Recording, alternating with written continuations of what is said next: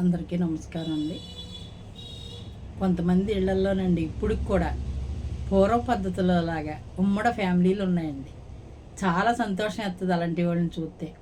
ఎలా అంటే తండ్రి చనిపోయాడు, తల్లిని, తమ్ముడిని, ఆడపిల్ల ఉంటే ఆడపిల్లని, ఆ అబ్బాయి చిన్న వయసు, ఆ అబ్బాయిది కూడా చాలా చిన్న వయసు, అయినా సరే అందరినీ కలుపుకుని ఒకే ఇంట్లో ఉండి చక్కగా ఈ పిల్లోడు చదువుకుంటా, చదువు మానేసి ఏదో ఒక వ్యాపారం చేసుకుని తమ్ముడిని చదివించి అక్కకి పెళ్లి చేసి తల్లిని దగ్గర పెట్టుకుని తన పెళ్లి చేసుకున్నాడు.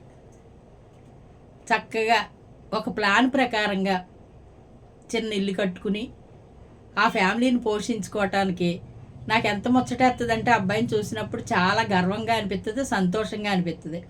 నెల వచ్చేటప్పటికి బడ్జెట్ ప్రకారంగా చేస్తాడండి. సరుకులన్నీ తెచ్చి ఇంట్లో పెట్టడం, వాళ్ళ పొదుపుగా ఎలా చేసుకోవాలో వాళ్ళకి చెప్పటం, తల్లికి భార్యకి. అలాగే తను ఏదైనా బయటకు వచ్చినప్పుడు తక్కువకి ఏదైనా రేటుకి దొరుకుతున్నాయంటే ఇంటికి పట్టుకెళ్ళి పెట్టుకోవటం. బయట ఎక్కడ టీ కూడా తాగడండి. అంటే చూడండి ఎంత ఉన్నతమైన మనసు. చక్కగా ఆ ఫ్యామిలీని అలాగ లాక్కొస్తున్నాడు. అలాగే తమ్ముడు ఈ మధ్యకాలంలో ఎదిగి కొంచెం ఏదో చిన్న ఉద్యోగం చేసుకుంటూ ఆ అబ్బాయి చేస్తున్నాడు. కానీ తెచ్చి అన్నగారి చేతిలో పెట్టి చక్కగా తల్లి అన్నగారు ఆలోచన మేరకు సంసారం లాక్కొస్తున్నారు. కానండి అలాంటి ఇంట్లో సంతోషం అనేది బాగా ఉంటుందండి. ఏ ప్రాబ్లం ఉండదు. అత్తగారు ఒక పని, కోడలు ఒక పని చేసుకుంటారు. ఆ అబ్బాయికి పిల్లలు బయలుదేరినా అందరూ కలిసి మెలిసి ఉండటం మూలానే ఏ కష్టం వచ్చినా ఇంట్లో పెద్ద ఆవిడ ఉన్నది చూస్తుంది.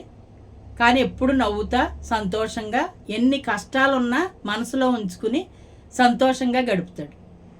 మంచిగా ఉంటాడు, బయట మంచిగా ఉంటాడు, ఇంట్లో మంచిగా ఉంటాడు. మంచి ఆలోచన తంది.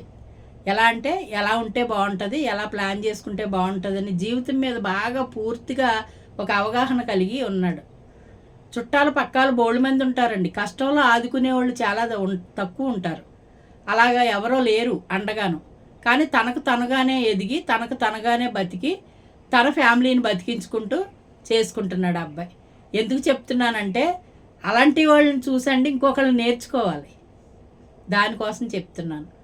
చెడు చూసి స్నేహం నేర్చుకోవటం కాదండి, అటువంటి వాడు స్నేహం పట్టి మంచి నేర్చుకోవాలి. సంసారం ఎలా గడుపుకోవాలి, భార్యని ఎలా చూడాలి, తల్లిని ఎలా చూడాలి, తోబుట్టుని ఎలా చూడాలి, తమ్ముడిని ఎలా హక్కుని చేర్చుకోవాలి. రేపొద్దున తమ్ముడికి ఒక ఆడ మనిషి మళ్ళీ తోడొస్తుంది, వాళ్ళు వచ్చిన తర్వాత ఎలా ఉండాలని ఒక బడ్జెట్, ఒక ప్రణాళిక రూపొందించుకుని పెట్టుకున్నాడు. నాకు ఆ అబ్బాయిని చూస్తే సంతోషం వేస్తుంది. అలాంటి వాడు ఒక కొడుకుంటే చాలు అని అనిపిస్తుందండి. అది సంతోషంగా కొలిది చెప్తున్నాను మీకు. అలాంటి పిల్లాడు చాలా పొందిగ్గా చక్కగా పెద్దల పట్ల గౌరవం, ఎవరినైనా సరే చాలా గౌరవం మర్యాదలతో పిలుస్తాడు. తనకు చేతనైతే కొంత ఉపకారం చేసే మనస్తత్వం కూడా ఉన్నదండి. అలాంటి వాళ్ళు చాలా అరుదుగా ఉంటారండి ఇప్పుడున్న జనరేషన్లో. దానికోసం చెప్తున్నాను నేను. ఇప్పుడున్న వాళ్ళు ఎలా ఉంటున్నారో అసలు ఎతకొతాం, మాట్లాడేమంటేనే ఎత్తుకొతాం మాటలు మాట్లాడుతున్నారు. ఎవరినైనా పలకరించి మాట్లాడాలంటే భయపడే రోజులు ఇప్పుడు.